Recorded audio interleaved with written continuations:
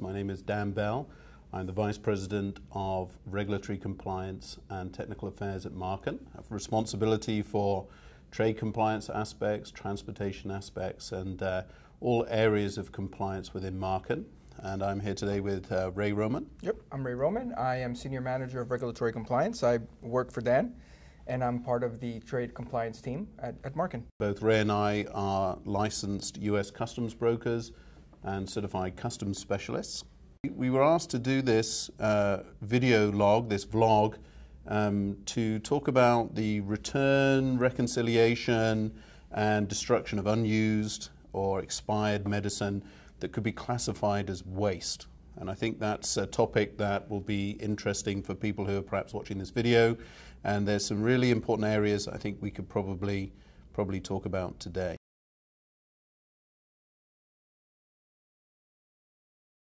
There are all sorts of conventions. I know one that probably most people are familiar with is the Basel Convention that works for the EU. Yeah, so the Basel Convention sets out to try to globally harmonize really the definition of waste, when items or substances are considered to be waste. And although it does go a long way towards harmonizing that globally, there are still certain discrepancies from country to country. Really how regulators might interpret an item or might interpret that or might decide that an item is waste or not.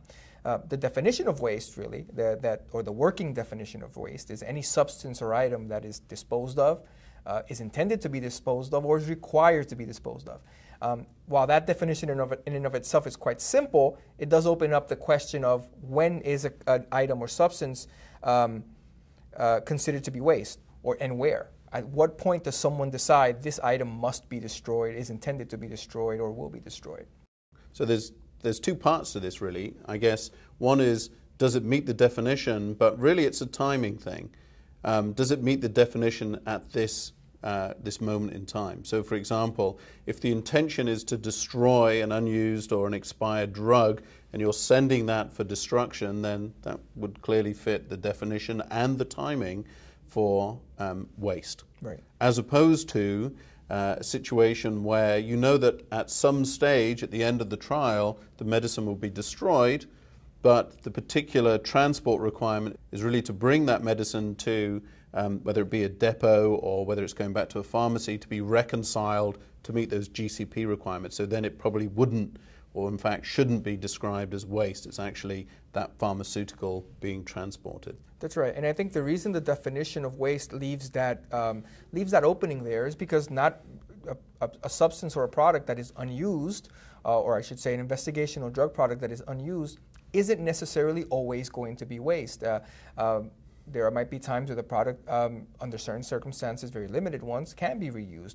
I think what you're saying is that you may find that unused medicine, which could be described as waste, actually may go back and be relabeled or maybe retested and then relabeled, that could then be used somewhere else in the clinical trial. Right.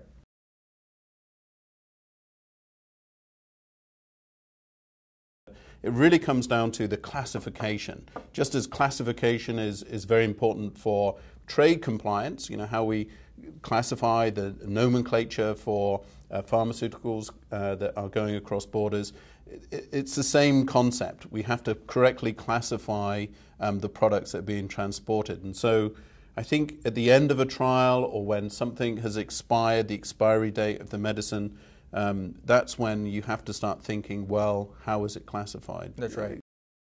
And when it comes to that moment of classifying that unused product or expired product, well, sponsors have a few options, right? They can classify it as a drug, because technically it is a drug. It is still a drug product or a pharmaceutical or a medical device. The challenge there is if you classify it as a drug product or a pharmaceutical product, you now have to deal with all the regulatory requirements that surround drug products for import and export purposes. On the other hand, you can classify it as waste, and that might alleviate some of the regulatory requirements around the transport of drugs and pharmaceutical products.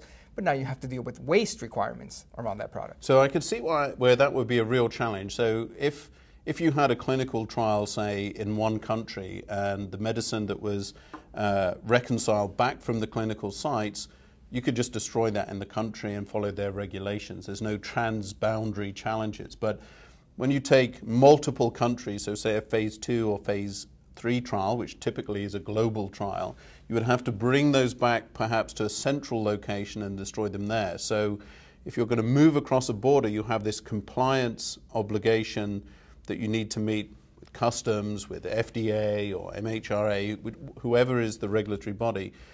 And that's the point where the classification makes a big difference. Because if you say it's a drug at that point, and you import it as a drug, you meet all of the requirements for a pharmaceutical, whereas if it's classified at that stage as waste, I guess that would mean it is going to be destroyed. That would be a classical definition of waste. Then you'd have to meet those environmental regulations. The return and reconciliation and destruction of drugs has to be done according to environmental policies and environmental regulations. So you have all the regulators that are involved in making sure that waste is managed, is transported, reconciled, and destroyed appropriately. In the US, for example, we have the EPA. But every country has their own set of regulatory bodies that handle that. Canada is actually very interesting. Canada has 3 to 4 different regulatory bodies that handle waste in one way or another. It can get very complicated, despite the fact that globally waste regulations are harmonized to some degree, right? We have the Basel Convention among others, but still it remains pretty difficult to decipher sometimes what the actual practical implications are of these regulations on a day-to-day basis.